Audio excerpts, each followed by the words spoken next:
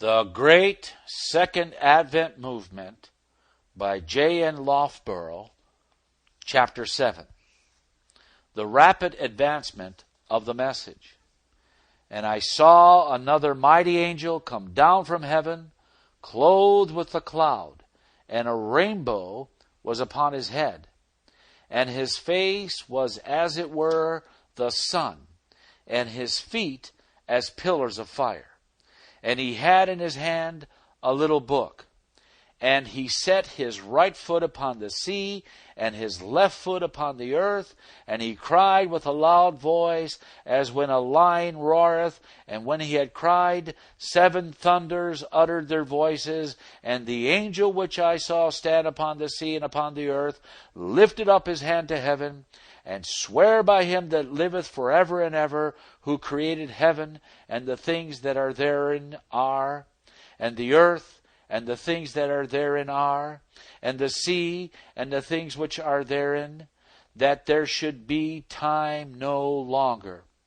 But in the days of the voice of the 7th angel, when he shall begin to sound, the mystery of God should be finished, as he hath declared to his servants, the prophets. Revelation 10, verses 1 through 7. An angel, a symbol of human messengers. As already shown, the work of preaching the gospel has been committed to man, and the Lord has promised his blessing on that instrumentality till the end of the world. Matthew 28, verses 19 to 20. So the angel bearing this message must be a symbol of a message concerning time, which is to be preached to earth's inhabitants. The message is proclaimed from a book that is open, clearly implying that it had once been closed. These messengers are esteemed of God, for the bow, a token of God's covenant, is over them. And they stand clothed with the light of God's glory, and declare the message on the authority of the Creator of all things. That which is here declared is a time message, once sealed, but now proclaimed from an open book. In previous chapters, it has been proved that the Lord marked the time when the light should be given relative to the close of the great prophetic period, 2300 days, leading to the investigative judgment that the prediction that knowledge should be increased was accurately fulfilled by the raising up of so many to whom he revealed that light, and that he also marked the time when the parable of the fig tree should be learned, by raising up his teachers then, and there to go forth and herald that parable to the world. Just so accurately has he marked the point when the time message should swell to its loud cry, and just so accurately was that fulfilled. The loud cry of the first message. The point of time when the loud cry of this proclamation was to be made is a question of interest. It is here placed between the sounding of the 6th and 7th trumpets, which may be seen not only by its position in the Scripture's record, but by the message itself, which says, quote, "In the days of the voice of the 7th angel, when he shall begin to sound, the mystery of God should be finished, as he hath declared to his servants the prophets." Close quote. This is conclusive evidence that the time proclaimed in this message extends to the sounding of the 7th trumpet. The time of the loud cry. When the 7th angel sounds, we read that the temple of God was opened in heaven, and there was seen in his temple the ark of his testament. Revelation 11, verse 19. In the service of the earthly sanctuary, the apartment containing the ark, the most holy place, was opened only once a year. That was on the Day of Atonement, and for the purpose of blotting out sins, the cleansing of the sanctuary. The time spoken of by the prophets when this cleansing work, as accomplished by Christ, should take place is at the close of the 2300 days, Daniel 8:14. It is also stated that when the seventh angel sounds, voices in heaven says that the time is come for the dead to be judged. Revelation 11, verse 18.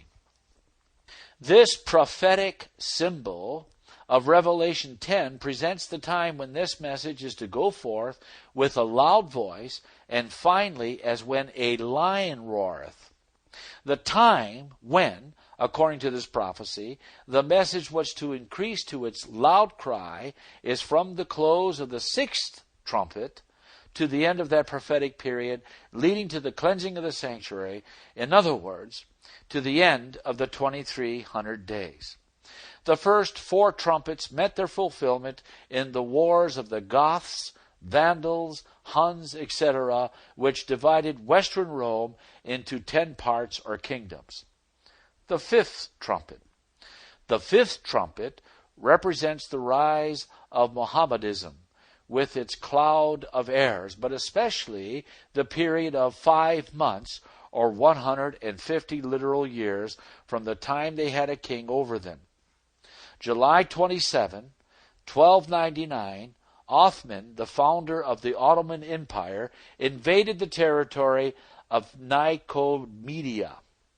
From that time, the Ottomans harassed and tormented the Eastern Empire of Rome till July 27, 1449, the 150 years of the sounding of the fifth trumpet. At that time, the Turks came with their forces against the city of Constantinople itself, using gunpowder in their warfare, and from a ponderous cannon, which the historian Gibbons says required 60 oxen to draw, they fired great rocks against the walls of Constantinople. The close of the sixth trumpet. About this time, John Palaiologos, who is set down by historians as the last Greek emperor, died. Constantine Decozides was the rightful heir to the throne, but it is said that his fears of Amurath, the Turkish sultan, who was waging this warfare against him, led him to ask permission of Amurath to ascend the throne. Such an act would almost seem a resignation of the throne to the Turks. In fact, very shortly the Ottomans had possession of the city of Constantinople and the Eastern Empire of Rome. Thus they politically killed that empire, which they had before tormented. They were to slay it for an hour and a day and a month and a year.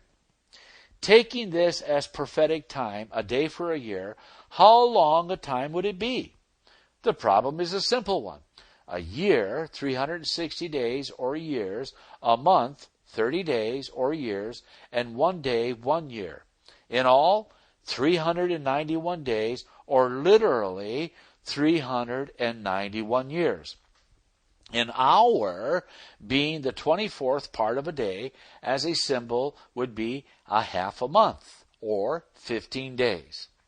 The whole time of the Mohammedan independent rule of Eastern Roman territory would therefore be 391 years and 15 days.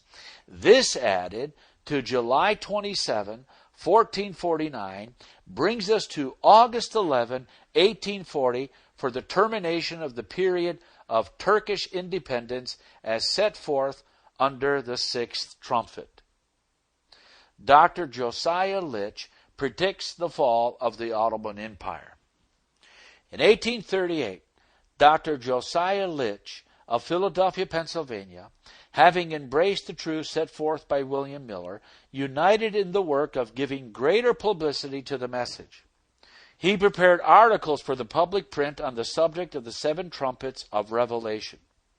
He took the unqualified position that the 6th trumpet would cease to sound and the Ottoman power fall on the 11th day of August 1840, and that would demonstrate to the world that a day in symbolic prophecy represents a year of literal time.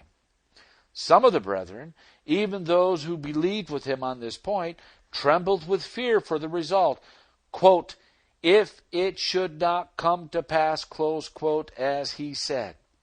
This did not, however, daunt him, but he went forward to do all in his power to give publicity to his views on the Turkish question.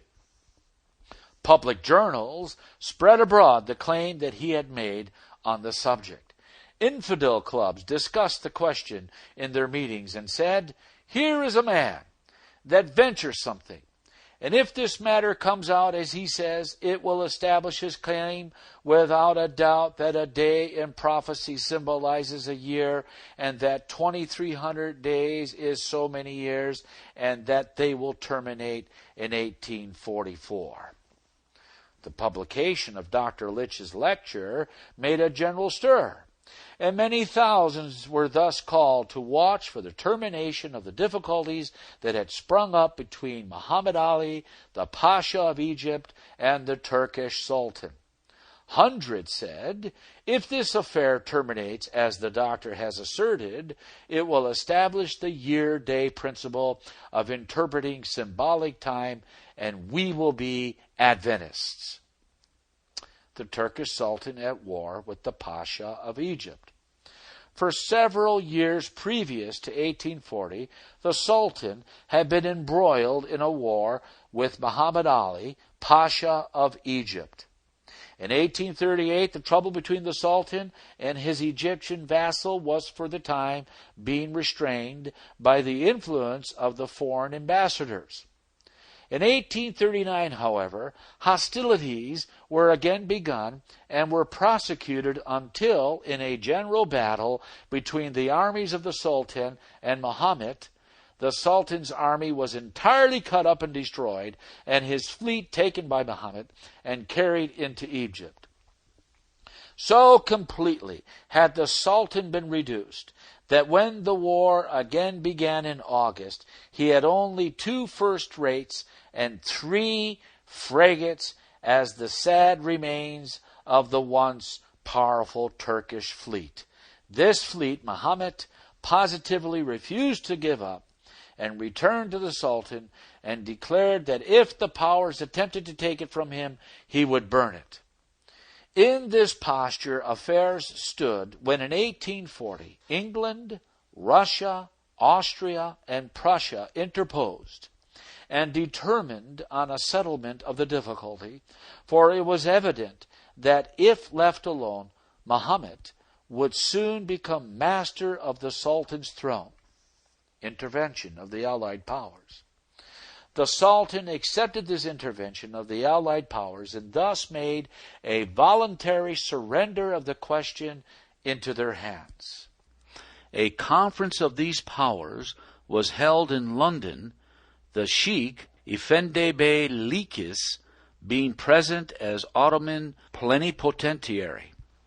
An ultimatum was drawn up to be presented to the Pasha of Egypt, whereby the Sultan was to offer him the hereditary government of Egypt and all that part of Syria extending from the Gulf of Suez to the Lake of Tiberias, together with the province of Acre, for life, he, on his part, to evacuate all other parts of the Sultan's dominions then occupied by him, and to return the Ottoman fleet.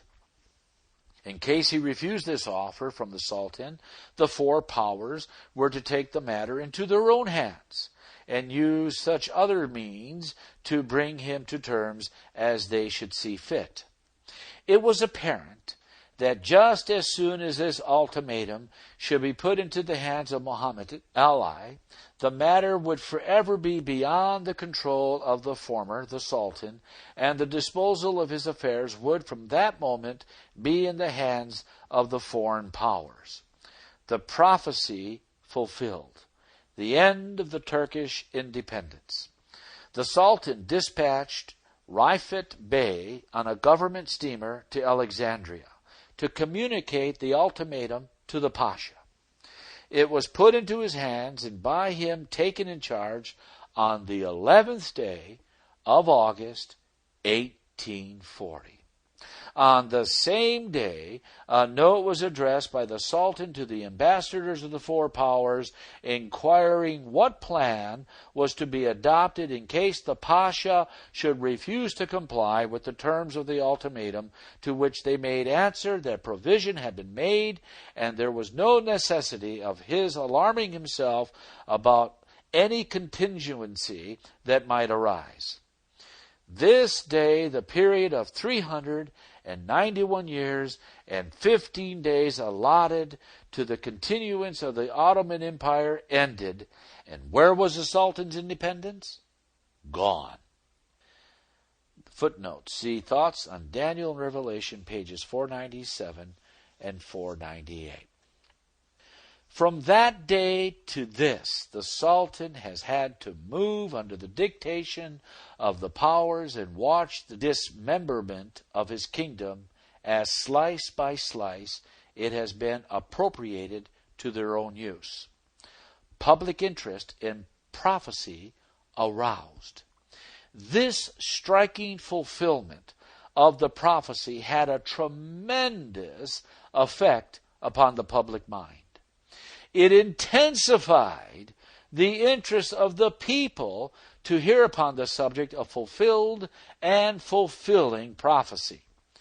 Dr. Litch said that within a few months after August 11, 1840, he had received letters from more than 1,000 prominent infidels, some of them leaders of infidel clubs, in which they stated that they had given up the battle against the Bible and had accepted it as God's revelation to man. Some of these were fully converted to God, and a number of them became able speakers in the great Second Advent movement. Some expressed themselves to Dr. Leach on this wise, quote, "We have said that expositors of prophecy quote from the musty pages of history to substantiate their claims of prophetic fulfillments. But in this case, we have the living facts right before our eyes." Close quote. To illustrate how, just at the close of the sixth trumpet, the Advent message began to go with a loud voice, I will note a case as related to me by one of the actors in this message.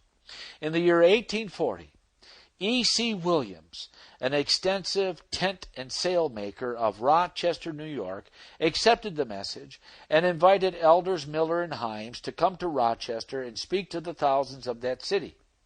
They replied that they lacked the money necessary to secure a hall of sufficient size to accommodate the people. He replied, "I have a circular tent, 120 feet in diameter. I will pitch it, seat it, and care for it free.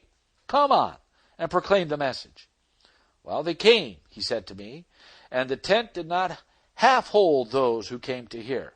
So I put in a 40-foot splice, making a tent 160 by 120 feet in size. This tent was filled with people daily, and hundreds crowded near on the outside, all eager to hear the word. Hundreds proclaiming the message. To meet the growing interest, large tents were used, and grove meetings were held in the summer season. Some of the largest church buildings and public halls were used in the winter, and all were packed to their utmost capacity with interested listeners. Instead of Elder Miller now standing, as he had previous to 1840, almost alone, in declaring the message, about 300 joined him in publicly proclaiming the termination of the 2300-day period and in giving the cry, "There shall be time no longer, and the hour of his judgment is come." Thus we see how, when the Lord's time came for the message to make its worldwide advancement, his word was fulfilled, and the millions were moved with a desire to hear the call. What was true of the movement in America was true in other countries. From the year 1840, instead of a few individuals scattering their publications, scores sprang, as it were, to the front to proclaim the cry. In England, there were 700 ministers of the Church of England alone proclaiming the message, to say naught of the scores of others engaged in the same work. In more than a score of the different leading nations of the earth, a message was going with that zeal which led the looker on to say, "This people are terribly in earnest." This is the end of chapter 7.